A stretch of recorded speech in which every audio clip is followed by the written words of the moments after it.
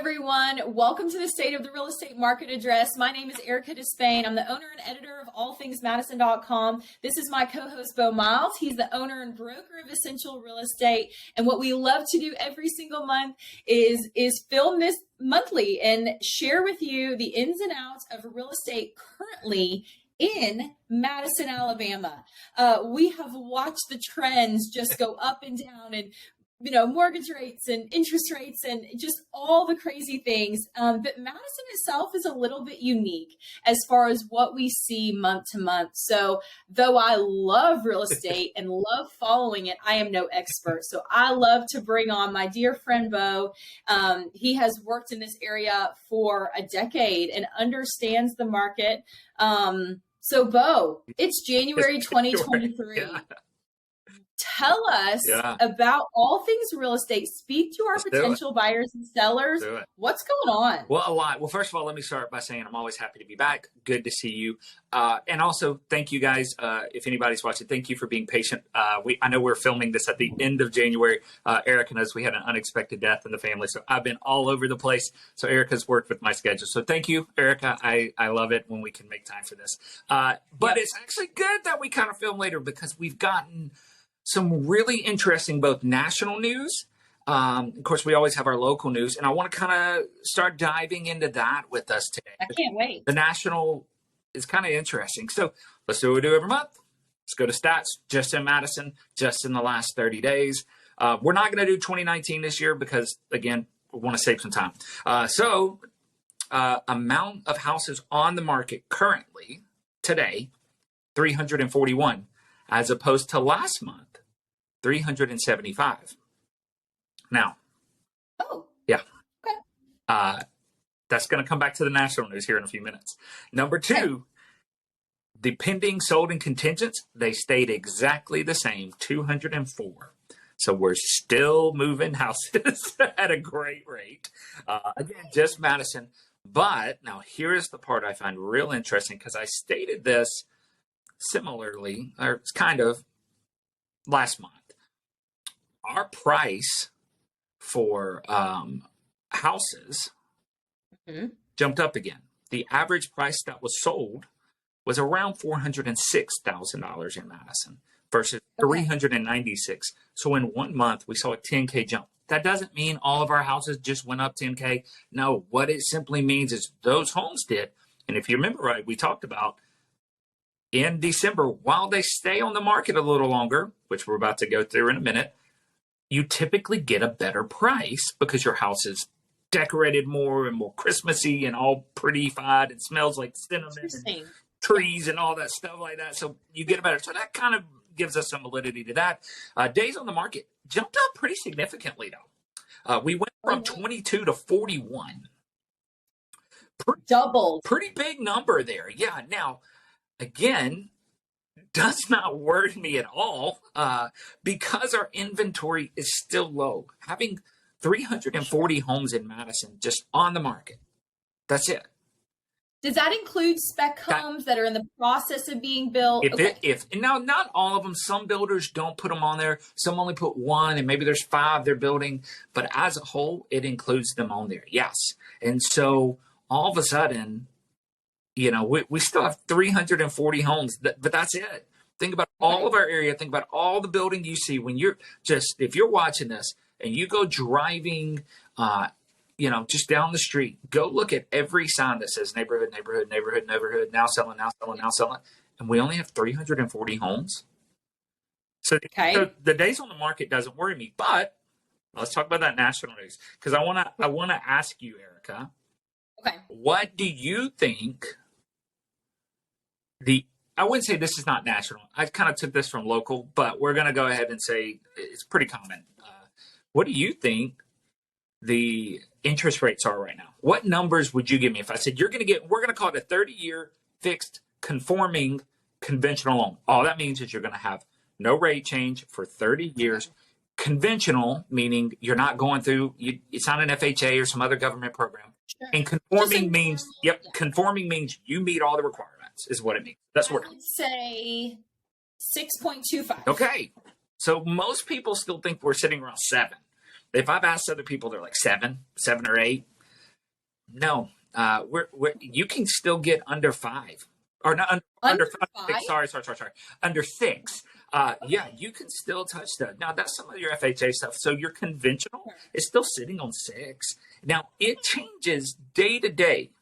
And here's what I want to try to explain. I kind of hit this before, but this is where it gets real confusing because people hear like, oh, they got a 6% rate. That must be it until the Fed changes it. Because by the way, remember we expected one in December. We didn't get a raise. Or sorry, November. We didn't get the raise that we thought we were going to get. We did in December. We got a little bit of a bump. And it was only, I would have to go back and look. Again, sorry, my head's a little cloudy. I think it was like 0.5. It wasn't the 0.75 we thought. And so, again, what tells us the national news is starting to see their plan working. And so what's going to happen is this. The Federal Reserve loans money out to all these banks. Redstone's a little different. But we'll just say like CB&S, Bryant Bank, any of those banks like that. Yeah. And they loan it at what's called prime. Okay. That is what you commonly are calling your interest rate. But everybody goes, oh, they went up 0.75. That means my rate goes up 0.75. Or they went down to the... No. The banks then take that money and they go, well, we got to make money and pay them back. So then they make their rate.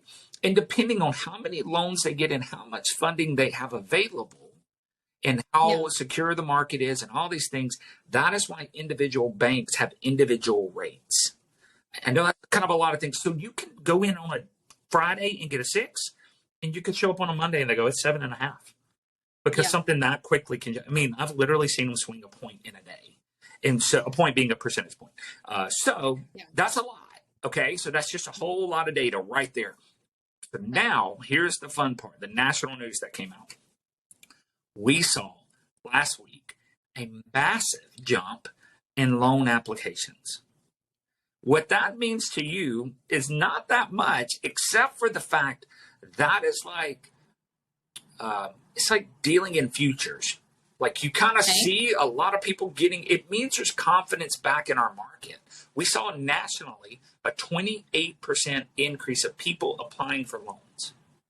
Okay. So what that means is more people are kind of like, okay, why are they doing that, Erica? Well, because they're realizing the rates are not going to go back down to 2 3/4 again for a while. Number 2, rents. Rents are going. Look, I manage them, and we're increasing rents every chance we can because there's more people in the market for rents now. So because the rents are going up, people are like, why am I paying $2,500 for a house when I can own it for $1,500, even with this high rate? Even with this high rate. And so people are starting to realize it. And we said this would happen. I told you, I said, look, get ready for it. So right now, we said we were going to come back in June. Right now, I'm right in line with what I projected. So I'm excited. You are. Yeah. So I wanted to say all that data to say, look, guys, the market's still strong. Your house is going to sit for longer, okay? Your house is going to sit for longer.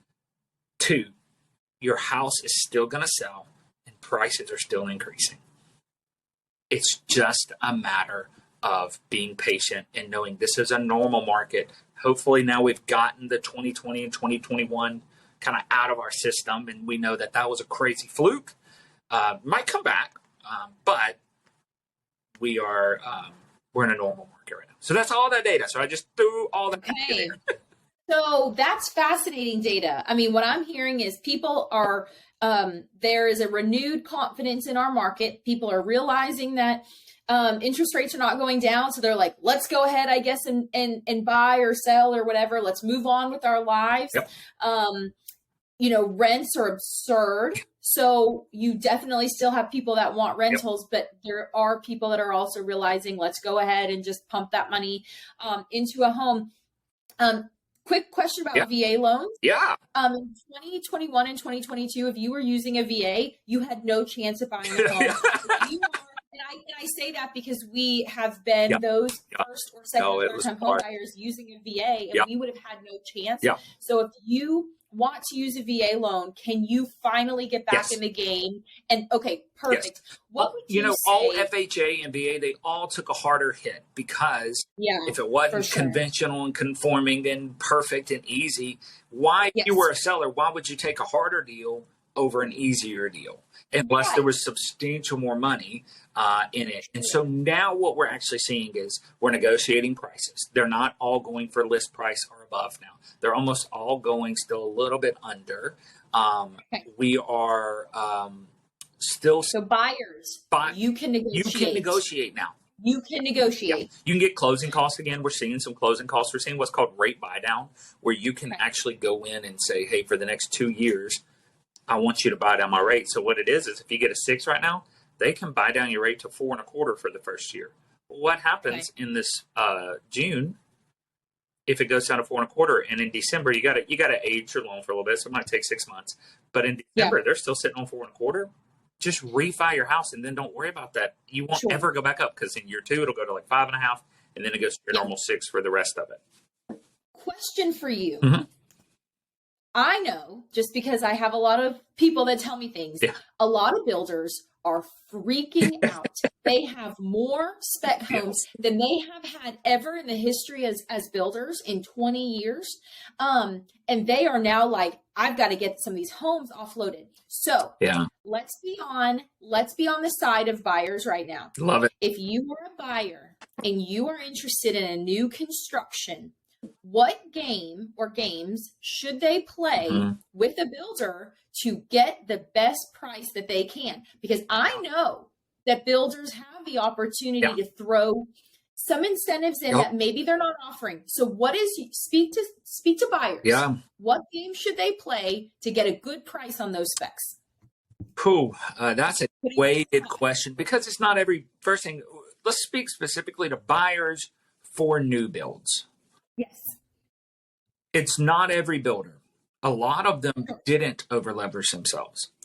There's a few who are right now, and they're some of our national builders, and they're just nervous. I think it's a little silly because I'm like, y'all, it's fine, but they just they are not moving what they were in 2020, 2021. And so because of it, they kind of got used to that. And so they're trying to do that. So they are a little nervous. So on those guys, especially, look, you can walk in and you can ask for some, what do you want to ask for? I know somebody who got $50,000 off of a house. And what should they ask? I would ask. What's reasonable? It depends on the builder, depends on their worry, depends on everything. So it's really hard to say, but things you can ask for, you can of course ask for appliances and blinds, those kind of things that you don't really think about. But moving into a house and the day after you move in, spending $2,000 on blinds isn't super fun. A fridge. Blinds, a fridge, a fence, those things are all terrible. Yes, they're terrible. And then you've also got, you can ask for money off. You can ask for, they will buy your rate down. A lot of builders are pushing that right now where they're trying to buy your rate down. Okay. And so that's a big one because that one saves you, like, what is the when we talk about gas, like price at the pump, is it everybody's like, it's direct dollars, that's direct dollars. When they pull your rate down like that, it's big, it's a big deal. And so because of that, I tell people, I'm like, hey, don't be afraid to ask. Where it used to be, you had to like almost sign up on a waiting list. Not almost. We were on a waiting list. I had one client was on a waiting list 2 years ago. And now some of them are still kind of doing that. And then there's a few who shall remain nameless. There are a few right now who are offering major incentives. And just so you guys know, again, not trying to,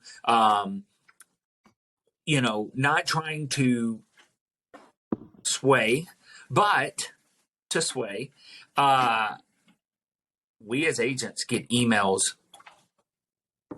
daily from builders about what they're offering. You as a homeowner may not get those emails. So that's why I'm always like, get you an agent for this one. They know what's coming. They know what's going to happen. Yeah, let's not to interrupt you, No. but I know we're getting short on time. Let's speak to our incredibly discouraged sellers. Yeah. They have a job that's come up in another city. Yeah. They have got to sell their home, but Yeah. they're devastated. They don't want to give it away. Yeah.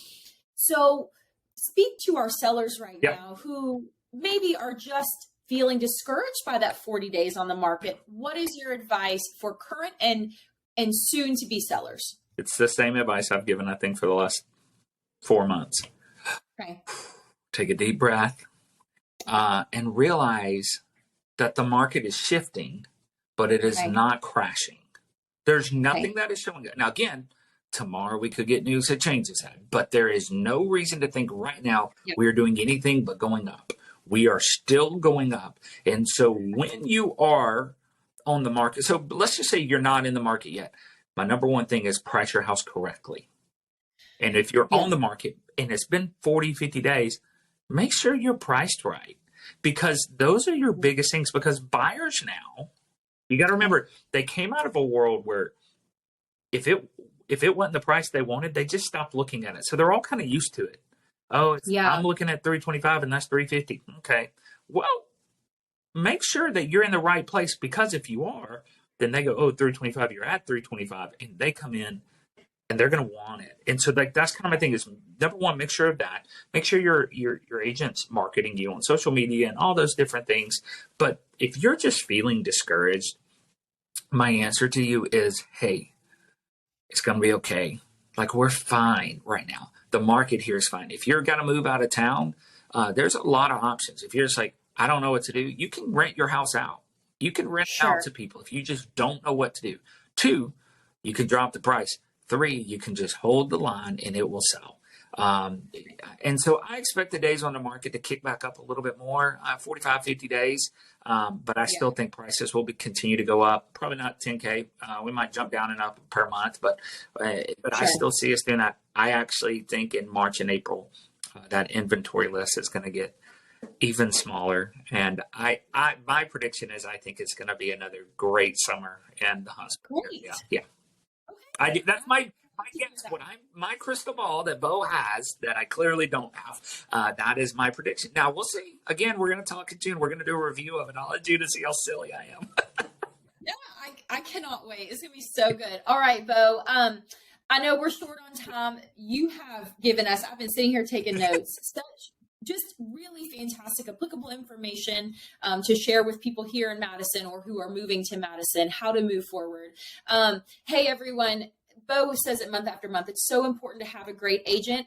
Beau believes that whether you use him or another fantastic agent in Madison, it is so important to have the right person represent you. So if you do want to discuss with Beau anything on the buying and renting side, his information, whatever platform you're watching this on, you can find it in the notes or on allthingsmadison.com. Beau, thank you so much for joining us.